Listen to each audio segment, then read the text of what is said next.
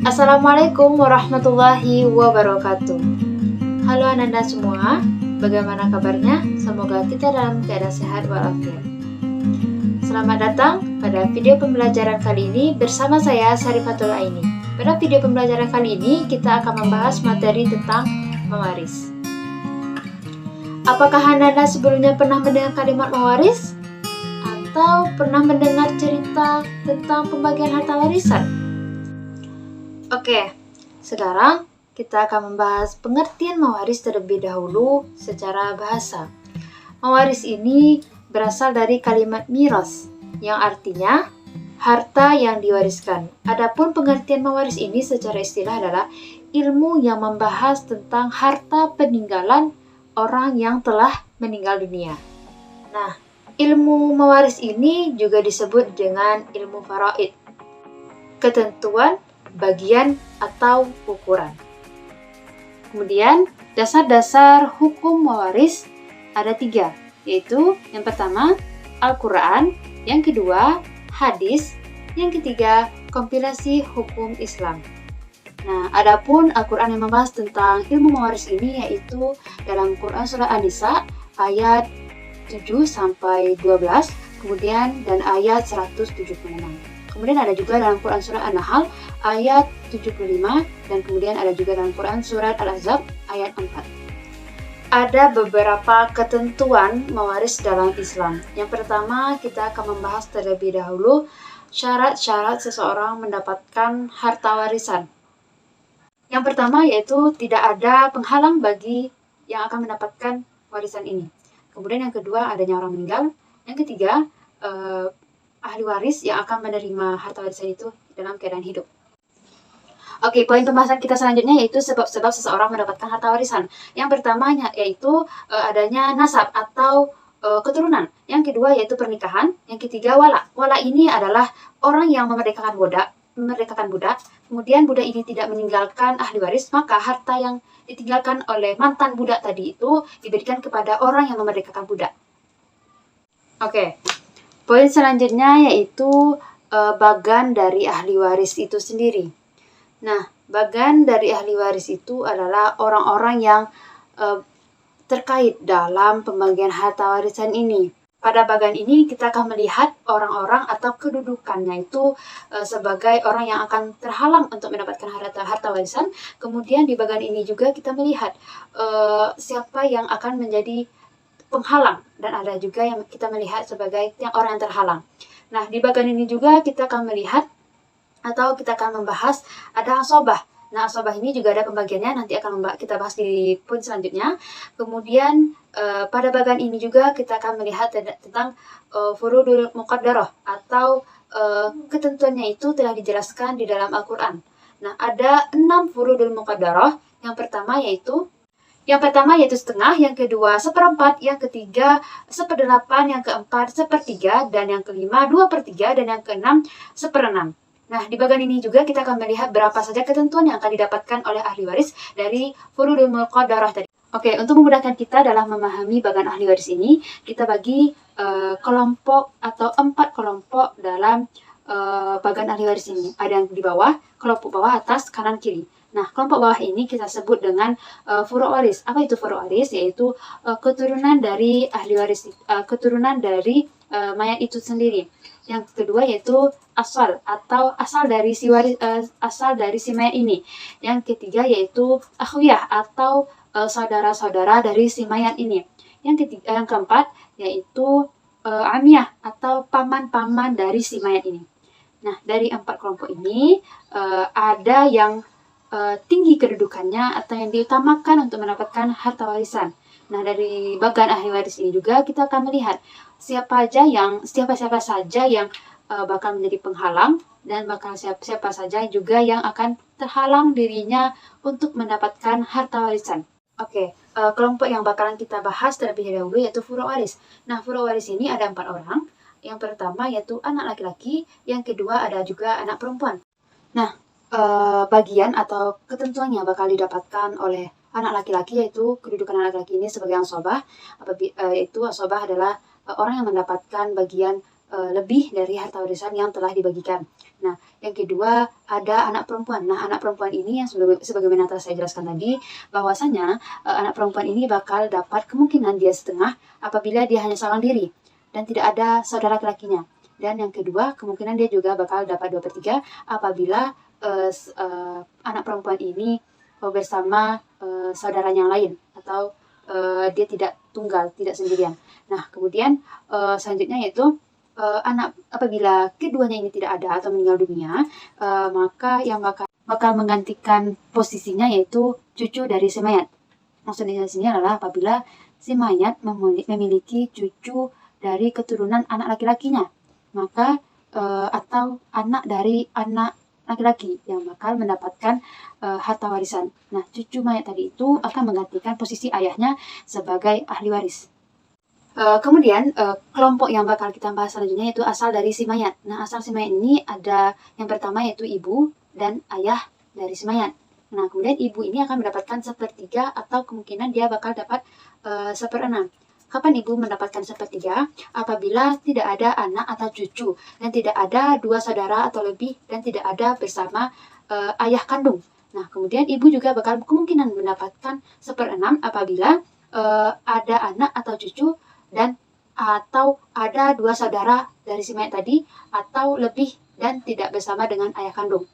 Nah, bila tidak ada anak atau cucu dan tidak ada 2 saudara atau lebih, tetapi ibu ini bersama ayah, maksudnya di sini adalah apabila ayah masih ada, kemudian ibu masih ada, maka ibu bakal mendapatkan 1/3 dari sisa sesudah diambil istri atau janda atau suami atau duda.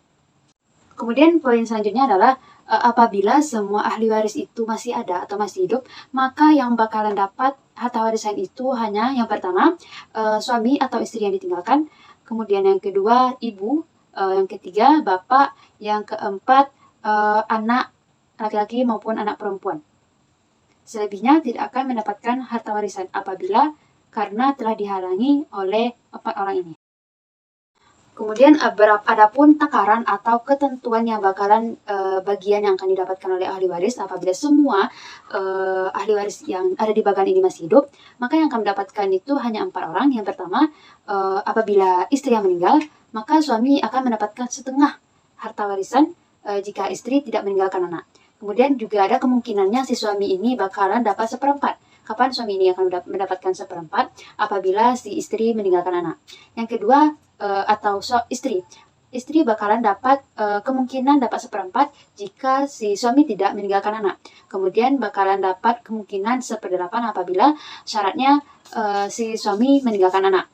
Kemudian anak perempuan apabila masih hidup, maka anak perempuan ini bakal dapat setengah jika hanya seorang diri, tidak ada anak laki-laki lainnya. Kemudian selanjutnya anak perempuan ini juga bagiannya 2/3 apabila si anak perempuan ini memiliki lebih dari seorang dan tidak ada anak laki-laki yang lain. Kemudian ahli waris yang bakalan dapat yaitu ibu akan mendapatkan 1/3 jika yang tersisa hanya ibu dan bapak saja. Kemudian bapak, maka bapak akan mendapatkan 1/6 jika ada cucu. Kemudian bapak di sini kedudukan juga sebagai ansabah. Ansabah yaitu orang yang mendapatkan harta lebih apabila setelah dibagikan harta warisan ini ternyata ada harta yang berlebih, maka harta yang berlebih ini pergi jatuh kepada tangan si bapak. Kemudian kelompok selanjutnya yang akan kita bahas yaitu akhuyah atau saudara-saudara, baik saudara perempuan ataupun saudara laki-laki dari si mayat. Nah, saudara-saudara ini ada juga tingkatannya, maksudnya di sini adalah kelompoknya. Yang pertama adalah ada saudara laki-laki ataupun perempuan yang kandung.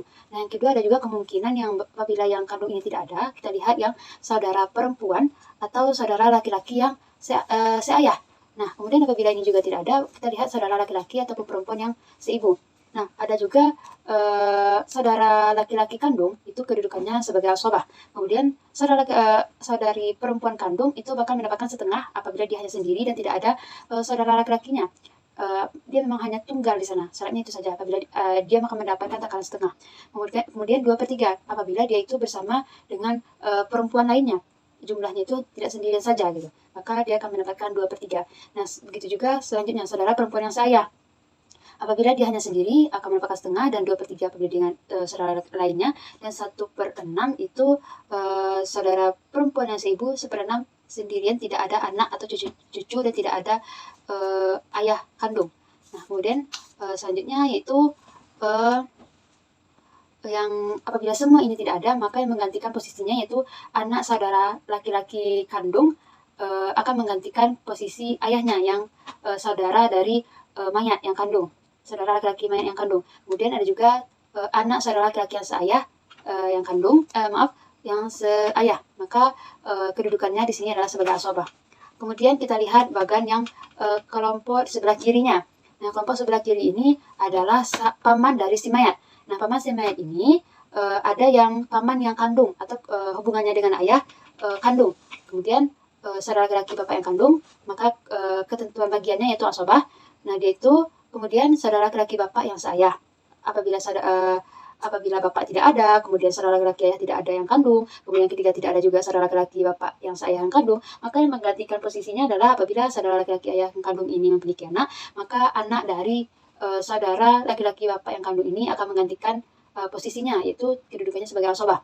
Kemudian ada juga anak saudara laki-laki bapak yang seayah, dia akan kemungkinan bakal mendapatkan asobah, tapi ini akan jarang kemungkinan akan mendapatkannya karena dia akan terhalang oleh yang lebih tinggi darinya.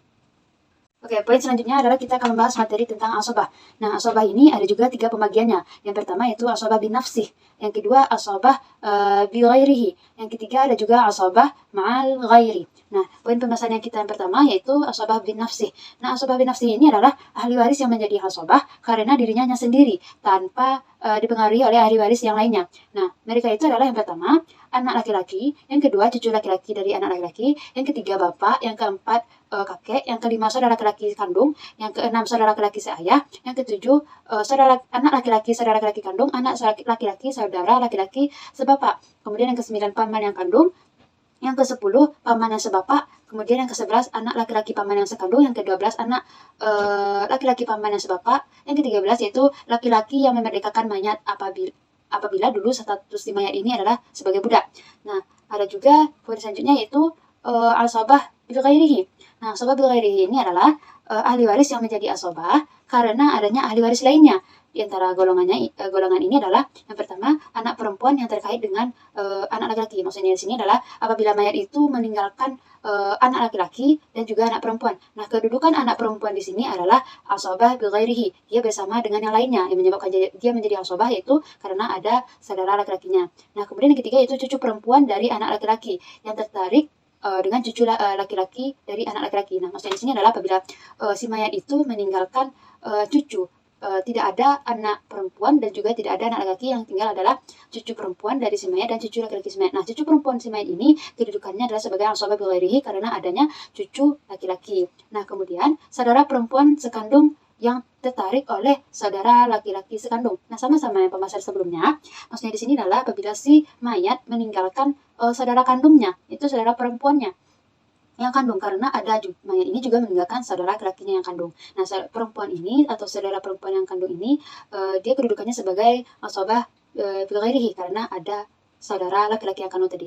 Nah, yang keempat itu saudara perempuan yang sebapak yang tertarik oleh saudara laki-laki yang sebapak. Nah, yang keempat ini apabila si mayat ini meninggalkan tidak ada meninggalkan saudara kandung atau saudara perempuan kandung, dan tidak maka yang karena tidak ada yang kandung, maka yang sebapak apabila si mayat ini memiliki saudara perempuan ataupun saudara laki-laki yang kandung tidak ada, maka apabila dia memiliki saudara laki-laki ataupun saudara perempuan yang sebapak, maka saudara laki-laki ataupun saudara perempuan yang sebapak ini berhak mendapatkan harta warisan dari si mayat.